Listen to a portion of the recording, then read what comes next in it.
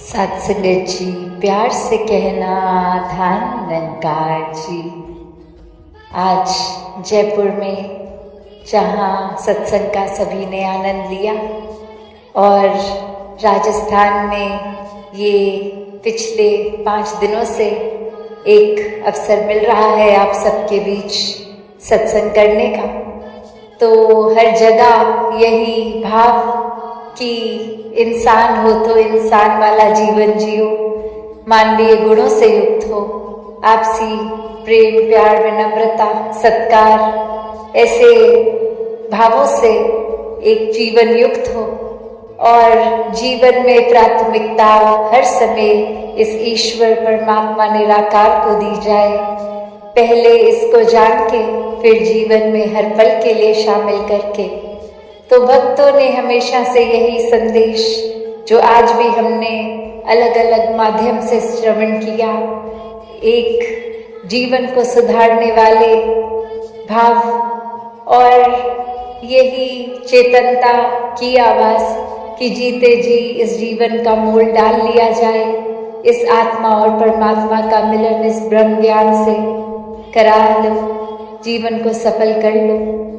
जीवन को जीते जीते हमें जहाँ चेतन भी रहने की बहुत आवश्यकता है कि सिर्फ इतना नहीं कि ये परमात्मा एक बार देख लिया अनसंग है फिर इसको भुला दिया जाए। एक जागरूकता जीवन में हर पल के लिए हो, ये सिर्फ एक सामाजिक रूप ही नहीं, ये आध्यात्मिक रूप की एक चेतनता कि कैसे हमें एक चालाक नहीं बनना, चेतन बनना है। चालाकी तो संसार के हर कोने में देखी जाती है, कोई किसी का कुछ हक दबोच लेता है चालाकी से, या फिर अपना काम करने के लिए किसी को नीचे खींच लेता है, गिरा देता है। तो भक्त तो हमेशा से एक अपलिफ्टमेंट ही करते हैं, एक सुधारक समाज के भी और हर एक की आत्माओं की भी ये चिंता की ये पीड़ा, एक आत्मा इतने योनियों से भटक के अब जब मानव शरीर में आई है तो ये हर एक आत्मा जान ले कि असली स्रोत क्या है। और यही बात कि जीवन को फिर हर पल इतने जागरूकता से जीना है कि हर पल में कोई भी काम कर रहे हो पर एहसास इस परमात्मा का, जैसे बोलते भी हैं कि हथकार बल दिल यार बल, कि एक कुछ भी कार्य कर रहे हैं तो हाथ से अगर काम हो रहा है पर ये मन उस काम को तो पूरी तरह जहाँ जागरूकता से कर रहा है पर ये परमात्मा से ही एक लगन में लगा हुआ है। फिर चलते फिरते खाते उठते बैठते पारिवारिक कर्तव्य पालन पोषण पढ़ाई लिखाई काम इत्यादि कुछ भी हो, ये मन तो टिक गया इस परमात्मा में, निराकार में हर समय लीन और फिर सहज रूप में दिनचर्या हो रही है। तो बात वही कि अक्सर जीवन में जो इस तरह भोलेपन में प्रेमा भक्ति कर लेते हैं वो एक चालाकी को नहीं अपनाते, एक चतुराई को नहीं, एक हमेशा चेतनता को अपनाते हैं, एक उस तरह इल्ज़ाम किसी और पे नहीं अपने अंदर ही देखते हैं कि अगर कुछ कर रहे हैं हम दिन में तो वो हमारे वजह से कुछ गलती हो रही है, कोई एक्सटर्नल फैक्टर कोई बाहर का और कोई कारण नहीं, हमारे अंदर की कमी उसको सुधारने का भाव। और वही संसार में तो फिर कोई भी चीज़ किसी के साथ हो तो गलती अपने नहीं सामने वाले की ही देखते हैं। एक कहानी भी जो अक्सर हमने सत्संग में हमेशा सुनी कि कैसे एक पिता उस तरह से तो एक स्कूल का टीचर और वो पढ़ाई वहाँ न जाने कितने सालों से कितने विद्यार्थियों को पढ़ा रहा और वहीं अब अपने बच्चे को घर पे भी वही सब्जेक्ट पढ़ा रहा। और अब जब एग्ज़ाम्स हुए तो स्कूल के तो विद्यार्थी उसके स्टूडेंट्स बहुत अच्छी तरह बहुत अच्छे नंबर से पास, और अपना खुद का बच्चा जिसका टीचर चाहे वो खुद ही और बाकी अन्य बच्चों का भी उसके कुछ नंबर खास नहीं, तो जब अपने बच्चे को वो सवाल पूछता है कि ऐसा क्या कारण हो गया एक जो आप अच्छी तरह से एग्जाम्स में नहीं नंबर ला सके, और अब वो बच्चा ये कहता है कि आप तो पिताजी पढ़ लिख के इतने अच्छे हो गए कि आप तो खुद टीचर बन गए हो, और ये एक आप जब टीचर बने तो आपके कितने नंबर आते थे? तो वो आगे से कहता है वो पिता कि मेरे तो हर बार पूरे पूरे नंबर आ जाते थे, जितनों का भी एक एग्ज़ाम होता था पूरे अंक ले आता था। और वो बच्चा फिर टीचर को कहता है तो आपका टीचर तो बहुत अच्छा होगा कि आप इतने अच्छे नंबर ला रहे हो, पर मेरा टीचर अच्छा नहीं था, मैं कम नंबर लाया। तो बात वही चतुराई की कि अब वो अध्यापक में कमी नहीं है, जहाँ वो स्कूल में 50 बच्चों के अच्छे नंबर, तो वो अध्यापक की कमी नहीं है, अध्यापक ने तो बहुत अच्छा पढ़ाया, और यहाँ वो एक विद्यार्थी जो उसका अपना ही बच्चा अच्छा नहीं, तो वो कमी अपने अंदर नहीं देख रहा कि शायद मैंने ही अध्ययन ठीक नहीं किया, शायद जितने ध्यान से परीक्षा की तैयारी एक लगन से करनी थी मैंने नहीं की, पर इल्ज़ाम एक मिनट में अपने पिता पे कि आपने ठीक से नहीं पढ़ाया, ये नहीं कि मैं ठीक से पढ़ा नहीं। तो बात यही, भक्त हमेशा एक आत्ममंथन करते हैं, अपने अंदर ही अपनी कमी खोज के उसके सुधार पे लगते हैं, एक कभी भी दूसरी के ओर उंगली नहीं, सब अपने अंदर ही झांकने की बात करते हैं कि एक संसार में चाहे कुछ भी हो हम कहाँ खड़े हैं। जो भक्ति में अक्सर जिक्र होता है कि क्या हम आग लगाने वालों में गिनती हो रही है कि आग बुझाने वालों में हो रही है। चाहे योगदान एक अपनी क्षमता अनुसार हम जितना दे रहे हैं, चाहे कोई ज़्यादा दे रहा है कोई कम, पर अपनी क्षमता से तो पूरा ही दे रहे हैं। तो बात वही कि वो जब भाव का एक जो नियत का एक इंटेंशन की जो बात है वो सही दिशा हो, तो फिर एक रूप कर्म रूप कितना भी कैसा कोई कर रहा है वो मायने इतना नहीं रखता, जितना एक नियत एक मन के अंदर क्या अवस्था है, किस भाव से किया जा रहा है। क्या सिर्फ संसार में वो काम करके कुछ लोगों से प्रशंसा हो जाए, थोड़े पॉपुलर फेमस हो जाएं, या फिर बाकी ही सेवा भाव है। ये बात तो भक्ति में सिर्फ यही कि एक भावों का प्रेम, एक निर्मल मन, प्यार से युक्त, प्रेम से युक्त प्रेमा भक्ति।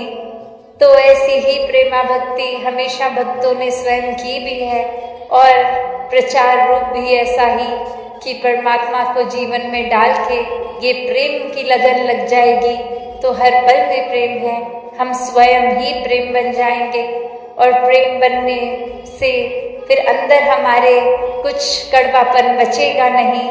जो एक प्रेम है वो फिर हम आगे भी बांटते चले जाएंगे। फिर मन के अंदर सोचकर भी एक चेतनता की ही हर पल में और बात आएगी, चतुराई की नहीं।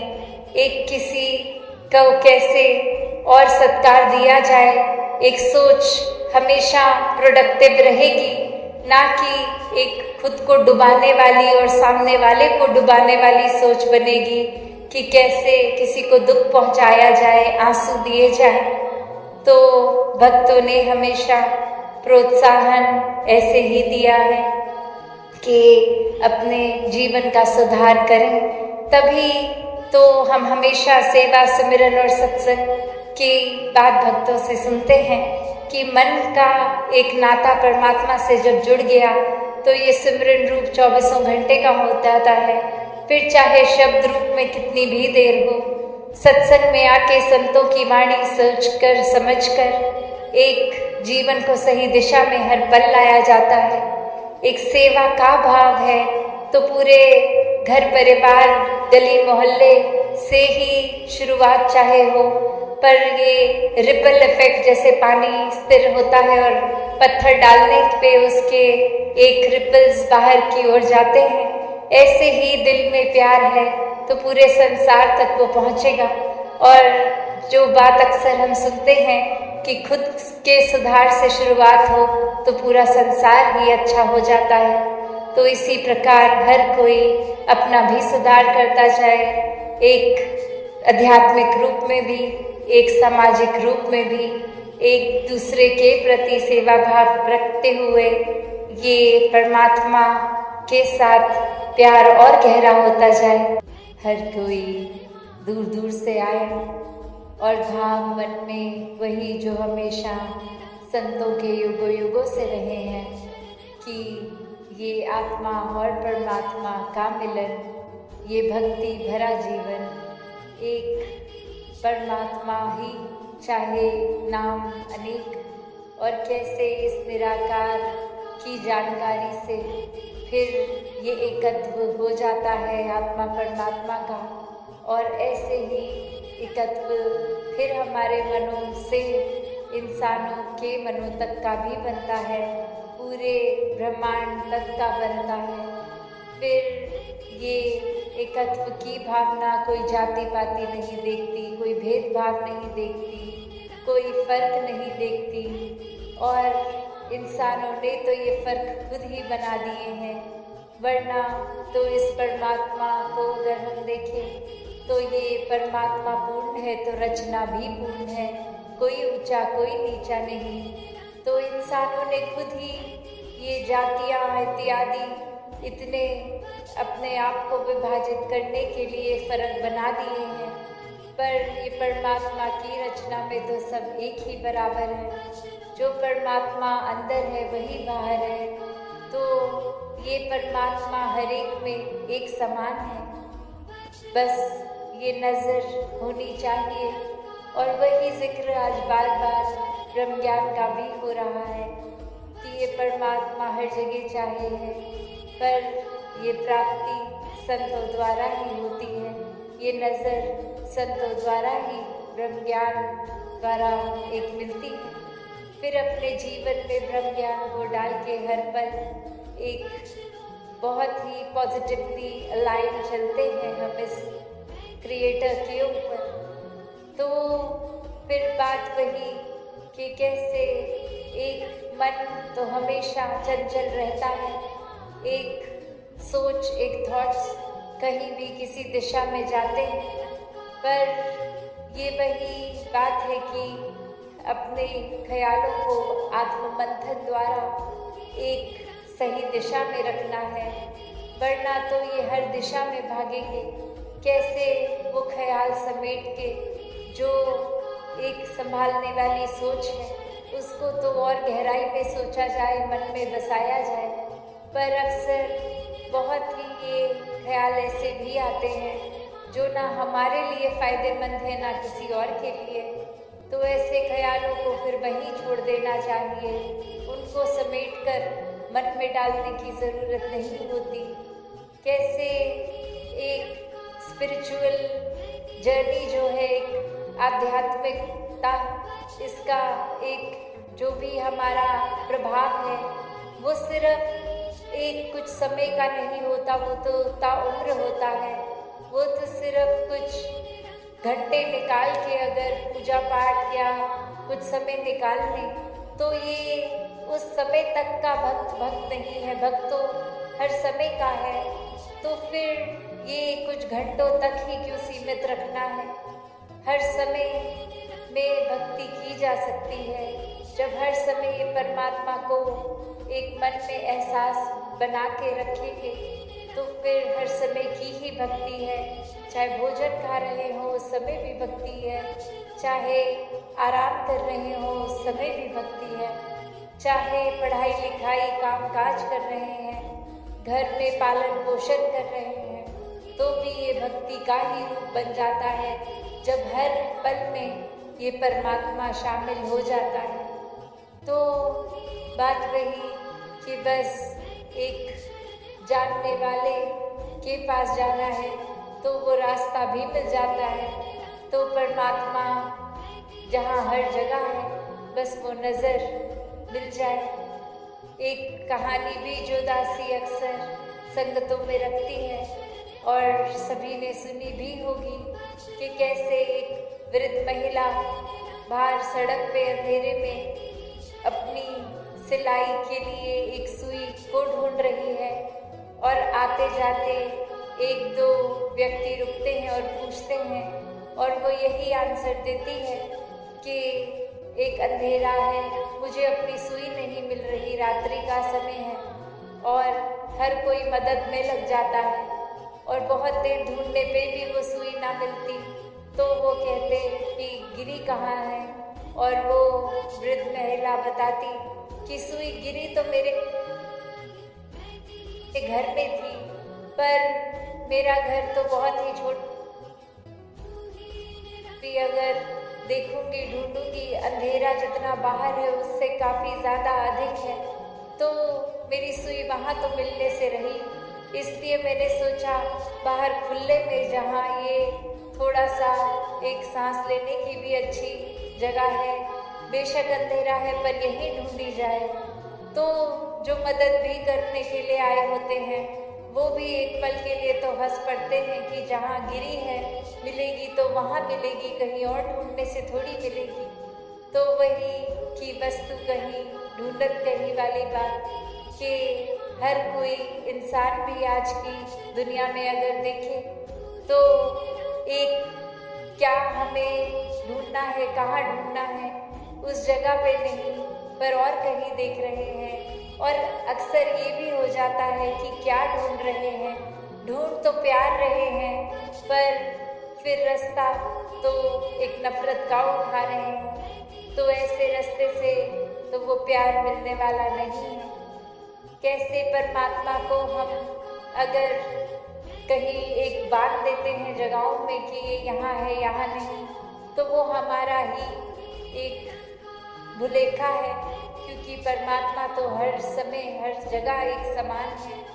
तो एक ढूंढना है तो परमात्मा को ढूंढ के परमात्मा की प्राप्ति तक का अपना ये जर्नी को बनाइए, अपने जीवन की एक मेन जो एक बात आती है मानुष जन्म की उद्देश्य यही कि प्रभु परमात्मा की प्राप्ति हो, ताकि ये आत्मा को अपना मूल रूप का बोध हो जाए और फिर ये तड़पन खत्म हो जाती है जन्मों जन्मों की।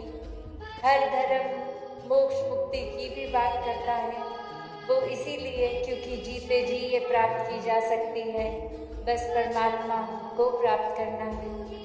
तो बात वही कि जीते जी ये मुक्ति और जीवन समाप्त होने के बाद भी ऐसा ही जीवन संतों ने जिया भी और जीने का रास्ता भी दिखाया और खुद जी के भी दिखाया। ऐसा ही जीवन सभी को मुबारक। जैसे आज बाड़मेर आसपास रेगिस्तान इलाका, तो बात वही कि एक ओएसिस हर एक ने एक ये देखा भी हुआ है कि रेत में धूप के कारण अक्सर महसूस होता है कि कुछ पानी का थोड़ा सा एक तालाब रूप है, पर नज़दीक जाने से तो यही पता लगता है कि ये इल्यूजन था, कि ये एक भ्रम था। वो तो धूप ही रेत पे चमक के पानी का नज़ारा दे रही थी, पानी उस जगह पर नहीं था। पर तो ऐसा ही एक भ्रम भुलेखा मानव ने आज बांध लिया। ऐसा ही एक अपने आप को एक झूठ तक रख लिया है कि सच्चाई से बहुत परे, एक सच्चाई से आंखें फेर ली हैं। तो बात वही कि सच्चाइयाँ तो अलग अलग वर्जन्स होती हैं। सच्चाइयाँ अगर हर एक अपनी हम देखें तो आज अगर यहाँ पे धूप है, संसार के किसी जगह में छाई भी होगी। आज अगर गर्मी है, एक संसार के कोने में सर्दी का भी मौसम है। तो ये अपनी अपनी सच्चाइयाँ तो हमारी बदल सकती हैं, पर जो वास्तविकता में एक परमात्मा, एक सच्चाई ये कभी नहीं बदलती, ये हमेशा से कायम दायम है। तो जब इस सच से बोध हो जाता है तो सारी इल्यूजन्स, भरम भुलेखे मिट जाते हैं। ये आत्मा को भी पता चलता है कि ये सामाजिक, पारिवारिक, ये रंग तो हमने बहुत सारे संसार के ले लिए, पर बाकी ही ये शरीर ही आत्मा का एक आइडेंटिटी नहीं है, एक पहचान नहीं है। आत्मा तो असल रूप में परमात्मा की ज्योत और इसी में मिलना है। और साधन ये मनुष्य का तन जो मिला, इसी में ये समझ के साथ ब्रह्म ज्ञान द्वारा अपना जीवन एक सफल किया जा सकता है। तो कैसे हर एक ने यहाँ आज भी सत्संग के दौरान आत्ममंथन की बात सुनी, सेवा सुमिरन के भावों को एक ग्रहण करने की बात सुनी कि कैसे ये आत्ममंथन में अपने आप का ही सुधार होता है। और इस सुधार से हम सिर्फ बाहर की दुनिया तक अच्छा एक आउटपुट नहीं देते, पर अंदर भी, इंटरनली भी ये जर्नी विद इन, ये मन के अंदर गहराई, और इसी तरह फिर एक परमात्मा का टिकना मन में। तो हर कोई अपने जीवन में आत्ममंथन करके अपने आप को सुधारता चला जाए, एक संसार तक सेवा का भाव पहुंचाता रहे, एक दूसरे के प्रति प्रेम का नाता बनाया जाए, और ये सुमिरन रूप सिर्फ ज़बान से नहीं हो, मन से हो। ये परमात्मा को एक रिश्ता, एक मन का अगर है तो परमात्मा तक ये रिश्ता बना रहे। कैसे सत्संग में आने से, संतों के वचन सुनने से ये सोच भी हमेशा पॉजिटिव रहती है, और ऐसे ही अपने जीवन में हम एक बहुत ही पक्के रूप से भक्ति कर सकते हैं, जो अपनी एक भक्ति अपने ऊपर ही है।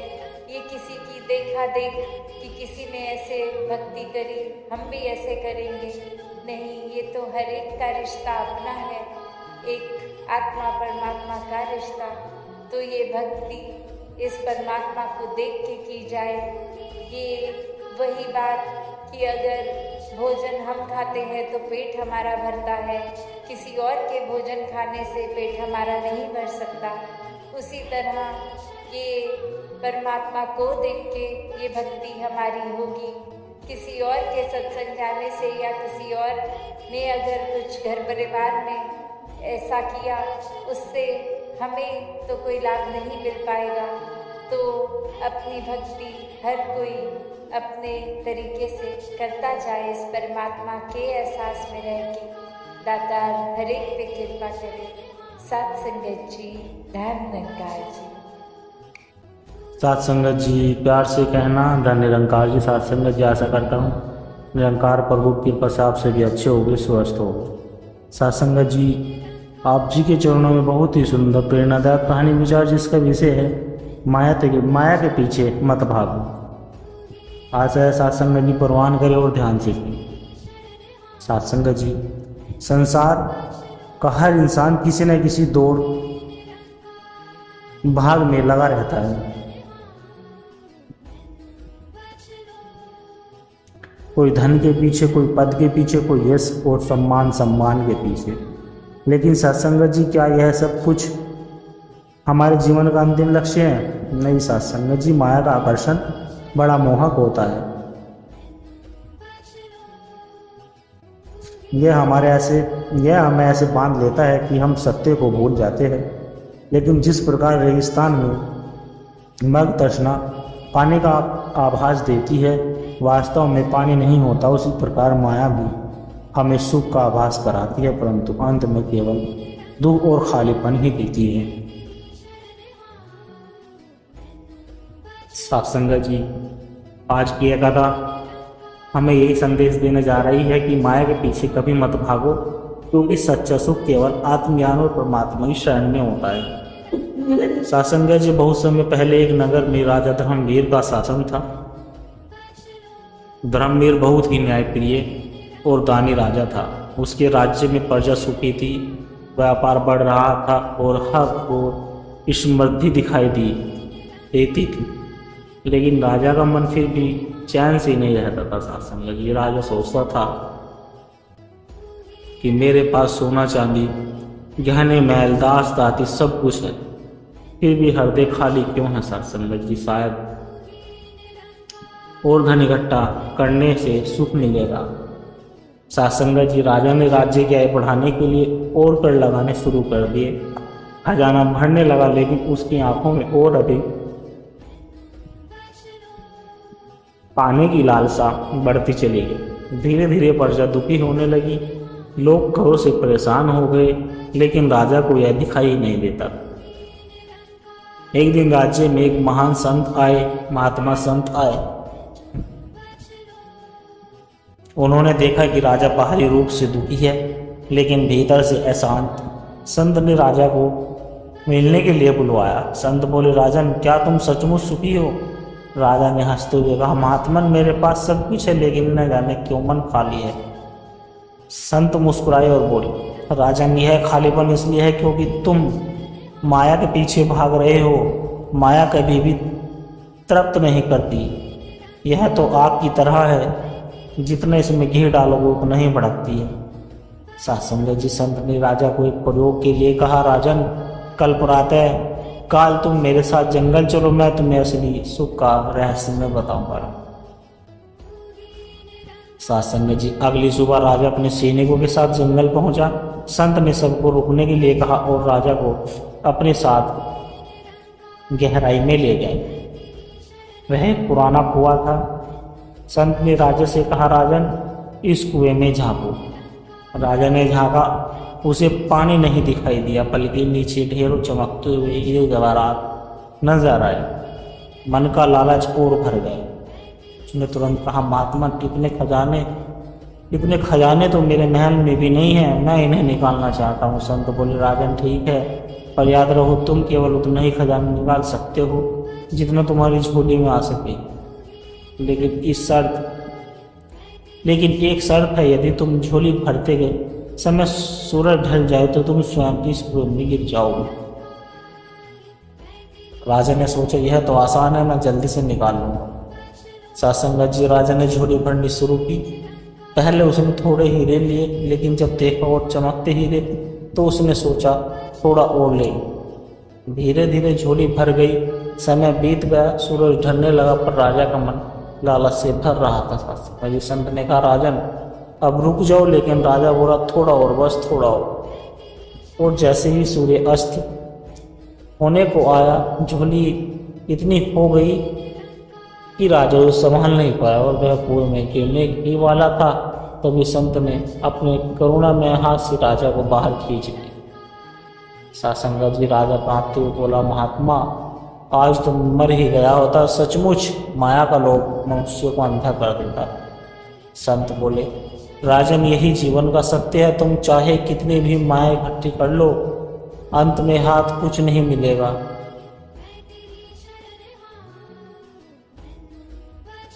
इस संसार से जाते समय न धन साथ जाता है, न महल, न पद, न परिवार, केवल तुम्हारे कर्म और आत्मज्ञान ही साथ जाता। तो राजा की आंखों से आंसू बहने लगे। उसने पढ़ लिया कि अब वह प्रजा से कर नहीं लूंगा, धन का लोभ छोड़ दूंगा और अपने जीवन का जीवन ईश्वरीय भक्ति और उदारता में लगाओ।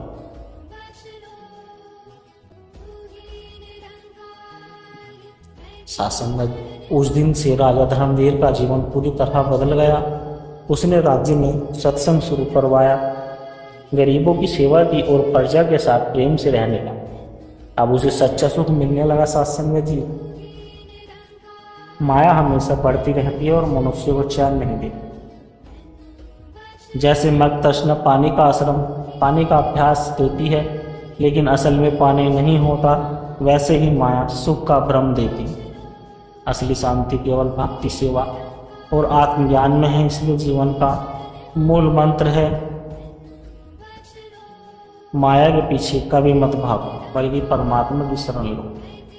सत्संग जी, कभी प्राचीन काल में भी था कभी प्राचीन काल में विधानगर नामक राज्य था। उस राज्य में राजकुमार आनंद रहते थे। सत्संग जी, आनंद बचपन से ही बड़े जिज्ञासु और गंभीर स्वभाव के थे, लेकिन जैसे जैसे वे बड़े होते गए उनके मन में माया और वैभव के प्रति आकर्षण बढ़ता गया। सत्संग जी, उनका मानना था कि जीवन का असली सुख केवल धन, यश और शक्ति में है। वे सोचते थे, यदि मैं सबसे बड़ा सम्राट बन गया, यदि मेरे पास अपार खजाना हो जाए, यदि लोग मुझे देखकर नतमस्तक हो, तभी तो जीवन सफल कहलाए। सत्संग जी, राजकुमार ने अपने पिता से आग्रह किया कि उन्हें युद्ध और राजनीतिक में प्रशिक्षित किया जाए। वे दिन रात युद्धाभ्यास करते और नए नए राज्यों को जीतने की योजना बनाते। सत्संग जी, धीरे धीरे वे बड़े हुए और राजा बने। उनके साम्राज्य का विस्तार होने लगा। महिलाओं में गहनों और खजानों का अंबार लगाया गया महलों में। लेकिन जैसे जैसे उनके खजाने बढ़ते गए, वैसे वैसे उनकी बेचैनी भी बढ़ती गई। शासन राजा को सोते समय वे करवटें बदलते और सोचते, क्या सचमुच यही सुख है? क्यों मेरे भीतर एक अजीब सी खालीपन की अनुभूति होती है। एक रात राजकुमार आनंद ने एक अजीब सपना देखा। सत्संग जी, पहले दृश्य में उन्होंने देखा कि वे सोने चांदी से बने महल में बैठे हैं। उन्होंने चारों ओर खड़े सेवक उनके चारों ओर खड़े सेवक खड़े हैं, लेकिन अचानक पूरा महल राख बन जाता है और वे अकेले रह जाते हैं। सत्संग जी, दृश्य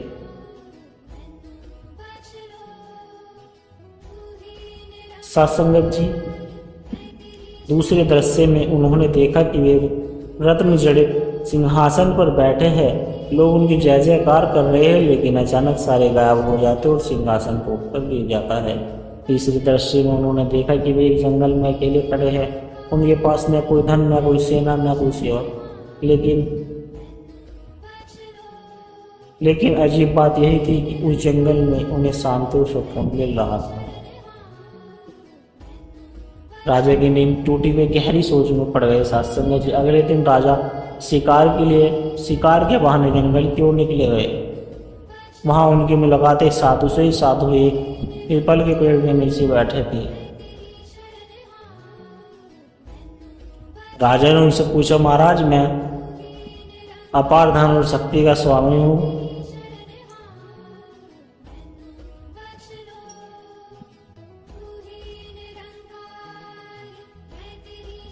सत्संग जी, राजा ने पूछा, महाराज, मैं अपार धन और शक्ति का स्वामी हूँ, फिर भी भीतर से दुखी हूँ। रात को सपने देखता हूँ कि सब माया नष्ट हो जाएगी। मुझे बताइए, यह सब क्या है? साधु बोले, राजन, यह संसार की माया है। माया का स्वभाव अस्थिर है, न टिकता है। यह टिकता नहीं, छलावा करती है। मनुष्य को उसे पाने के लिए दौड़ता है, परंतु अंत में हाथ खाली रह जाता है। राजा ने कहा, सत्संग जी, तो क्या मुझे सब कुछ छोड़ देना चाहिए? साधु बोले, नहीं राजन, छोड़ने की आवश्यकता नहीं, बस मोह छोड़ना है। धन और राज्य प्रजा की सेवा के लिए है, लेकिन यदि है तुम्हें बांधने लगे तो यह तुम्हारा विनाश कर देगी। सत्संग जी, साधु ने राजा को समझाने के लिए एक परीक्षा रखी। उन्होंने राजा को एक सुंदर सोने का कटोरा दिया और कहा, राजन, इसे शहर के बाजार में लेकर जाओ। इसे हाथ से गिराना मत, अन्यथा यह टूट जाएगा।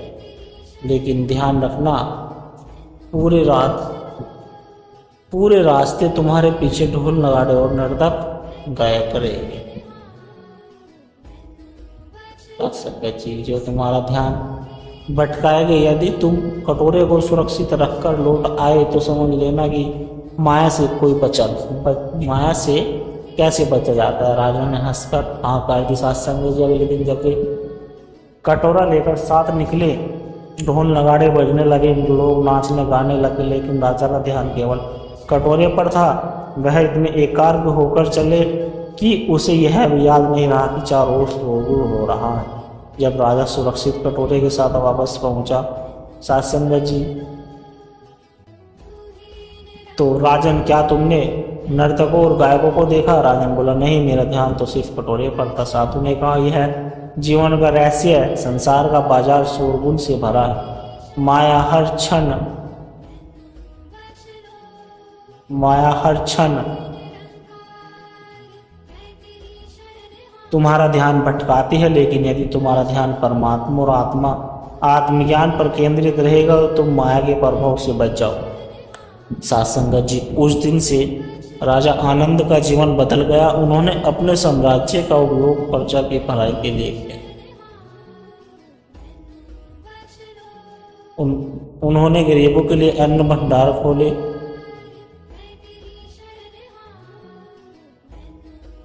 साथ संगत जी, उस दिन से राजा का जीवन आनंद में बदल गया। उन्होंने अपने साम्राज्य का उपयोग प्रजा की भलाई के लिए किया। उन्होंने गरीबों के लिए अन्न भंडार खोले, रोगियों के लिए औषधालय बनवाए और सत्संग आयोजन करवाया। अब उनका हृदय साथ संगत जी खाली नहीं था। वे कहते हैं कि सुख का स्रोत माया नहीं बल्कि सेवा, भक्ति और संतोष है। माया के पीछे भागना व्यर्थ है, क्योंकि यह रेगिस्तान की मार्गदर्शना है। साथ संगत जी, माया केवल आकर्षण है, वास्तविकता नहीं। जितना अधिक इसके पीछे भागोगे उतना अधिक संतोष बढ़ेगा। धन और पद का उपयोग सेवा में करो, मोह मत पालो। सच्चा सुख आत्मज्ञान और परमात्मा की शरण है। साथ संगत, बहुत समय पहले काशी नगरी में सुंदर नामक व्यापारी रहता था।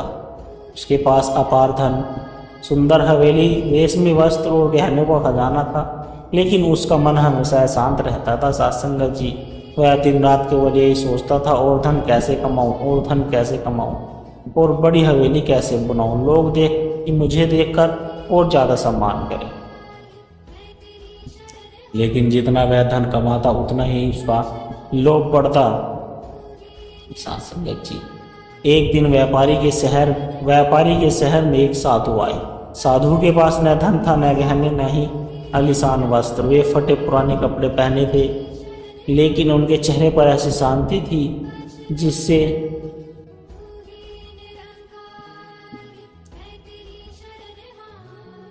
जिसे देखकर व्यापारी चकित रह गया। व्यापारी ने सोचा, मेरे पास सब कुछ है फिर भी बेचैनी है। इसके पास कुछ नहीं फिर भी इसके चेहरे पर दिव्य मुस्कान है। साथ संगत जी, उसने साधु से पूछा, महाराज, आपके पास कुछ भी नहीं है, फिर भी आप इतने शांत और सुखी कैसे हो? साधु ने उत्तर दिया, साथ संगत जी, क्योंकि मैंने माया के पीछे भागना छोड़ दिया है। असली सुख बाहर नहीं भीतर है। साथ संगत जी, साधु ने व्यापारी से कहा, यदि तुम असली सुख पाना चाहते हो तो मेरे 3 प्रश्न का उत्तर ढूंढो। प्रश्न नंबर 1, तुम इस संसार में क्यों आए? प्रश्न नंबर 2, जो कुछ तुम माया में रहकर कर रहे हो वह तुम्हारे साथ जाएगा नहीं? साथ समझिए। प्रश्न नंबर 3, साथ संगत जी, यदि मृत्यु आज ही आ जाए तो क्या तुम्हारा मन संतुष्ट रहेगा? व्यापारी चुप हो गया। इन तीनों प्रश्नों का उत्तर उसके पास नहीं था। उसी रात व्यापारी ने एक सपना देखा। साथ संगत जी, उसने देखा कि वह मर गया है। लोग उसके घर से सारा धन लूट रहे हैं, रिश्तेदार आपस में लड़ झगड़ रहे हैं, और वह बेबस होकर देख रहा है। साथ संगत जी, फिर एक दूत उसे यमराज के सामने ले गया। यमराज ने पूछा, तेरे पास कितना धन है? व्यापारी बोला, कितना धन है?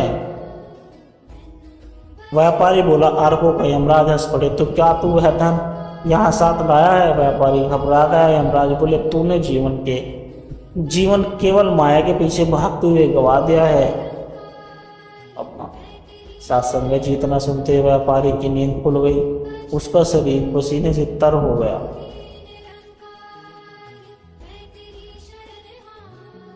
साथ संगत जी, साधु बोले,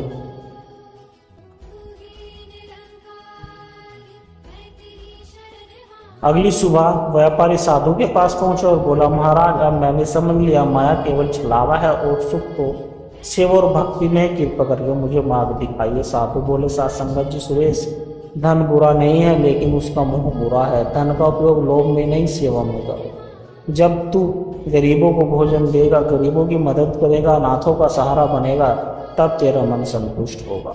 उस दिन व्यापारी का जीवन बदल गया। साथ संगत जी उसने अपने धन का उपयोग परोपकार के काम में लगाना शुरू कर दिया। मंदिर विद्यालय अस्पताल बनवाए, उनका घर स्कूल का केंद्र बनाया गया।